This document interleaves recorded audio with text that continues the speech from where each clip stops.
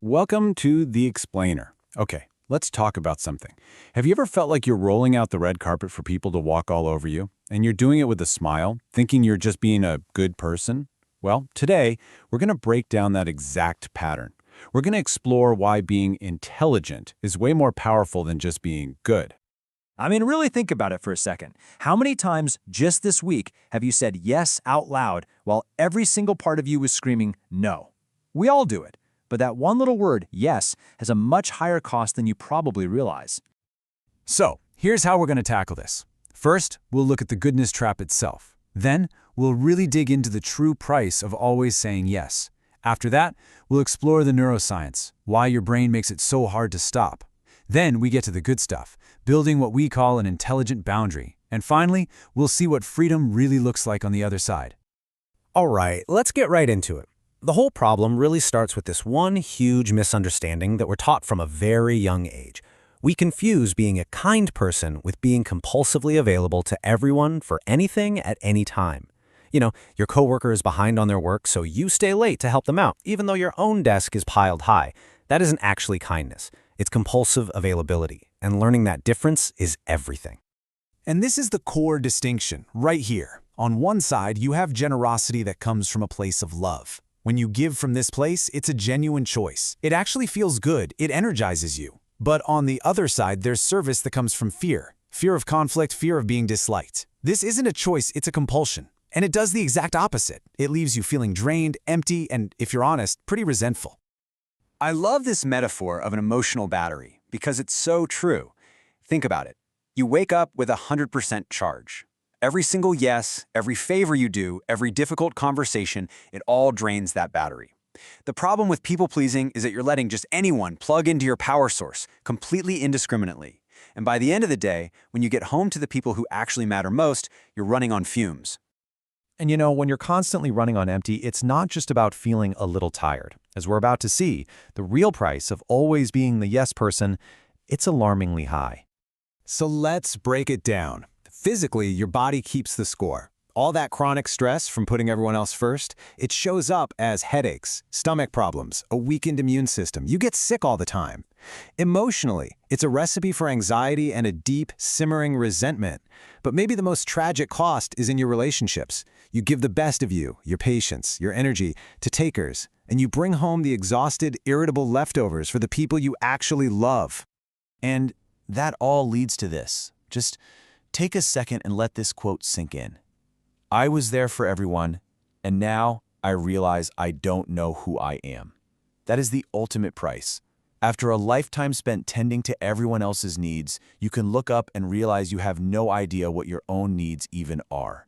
Your whole identity is just a collection of other people's expectations. That's what people-pleasing steals from you, yourself. So if the cost is that high, why is it so incredibly hard to just stop? I mean, why does saying no feel so dangerous? Well, it's not about willpower. As we're about to see, your brain has literally been programmed to treat no as a threat to your survival. And this is probably the most important thing to understand in this entire explainer. This is not a character flaw. You weren't born broken. This is a learned behavior. It's a program that was installed in your mind probably when you were very young. And you know the great thing about software? It can be updated. It can be uninstalled. And here's exactly how that program runs. It starts in childhood. You get praised for being the good, compliant kid. So your brain forges a powerful connection. Saying no equals the danger of rejection. So now, as an adult, the moment you even think about saying no, your amygdala, your brain's little alarm system, freaks out. It hijacks your brain and floods your body with the stress hormone cortisol. You feel that panic, that tightness in your chest. And what's the quickest way to make it stop? You say yes. Phew, instant relief. But all you've done is strengthen that cycle, making it even harder to break the next time. And here's the really scary part. People who are wired to take advantage of others, they have a kind of radar for this. They can sense your fear of saying no from a mile away. It's like you're wearing a giant, invisible sign that says, hey, I'm terrified of conflict, come exploit me. They see an open invitation to use you. Okay, that was the bad news. We get the problem. Now let's talk about the solution. This is where we shift from being automatically good to being intentionally emotionally intelligent. We're going to talk about the practical tools you can start using today. So let's make this really clear with an example. You have that one friend who's always forgetting to pay you back, and here they come again asking for money. The good response? You give it to them just to avoid the awkwardness, and then you spend the next week stewing in resentment. The intelligent response? You say no, protecting yourself and, frankly, stopping yourself from enabling their bad habits. Now, to do this, you have to learn to recognize your number one enemy, toxic guilt. See, healthy guilt is good. It tells you when you've done something that goes against your own values. Toxic guilt is that awful feeling you get for prioritizing your own well-being. It's a completely programmed response. It's a false alarm. Recognizing it for what it is, that's the first step toward disarming it. When your brain is in that panic mode, you can't think straight. You need a script. The Armand method is perfect for this. Let's stick with our friend who wants money. You'd say, 1. You've asked to borrow money from me. That's just a fact. 2.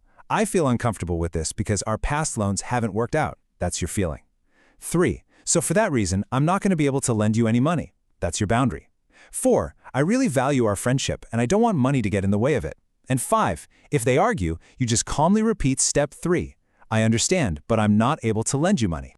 And for a tool you can use right in the moment, these 3 questions are absolute gold. They pull you out of that automatic yes response. First, if this person said no to me, would I still value them? It immediately exposes any double standards. Second, what uncomfortable feeling am I trying to avoid by saying yes? Just naming the fear, rejection, conflict shrinks its power. And third, 1 year from now, will I be proud of this decision? This connects you to your future self, not just your immediate panic. Okay, so what actually happens when you start doing this? Because the thing we all fear is that everyone will leave and will end up alone. But as we're about to see, the reality is the exact opposite.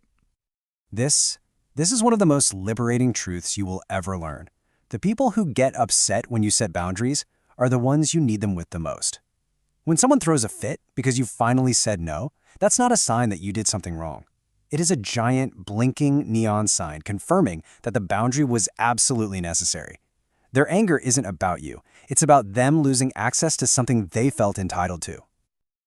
So please hear this. Setting boundaries doesn't destroy relationships. It reveals them. It acts as a filter. It weeds out the transactional, one-sided connections. And in their place, it creates space. Space for real, authentic relationships built on mutual respect. Yeah, your circle might get a little smaller, but it will become 1,000 times more real. So let's wrap this up. Setting boundaries doesn't mean you stop being a good person. It means you finally get to be a whole one. It allows your kindness to be genuine and sustainable, not compulsive and self-destructive. So I'll leave you with this thought. With all of that energy, all of that time, and all of that self-respect you're about to reclaim, who will you finally have the freedom to become?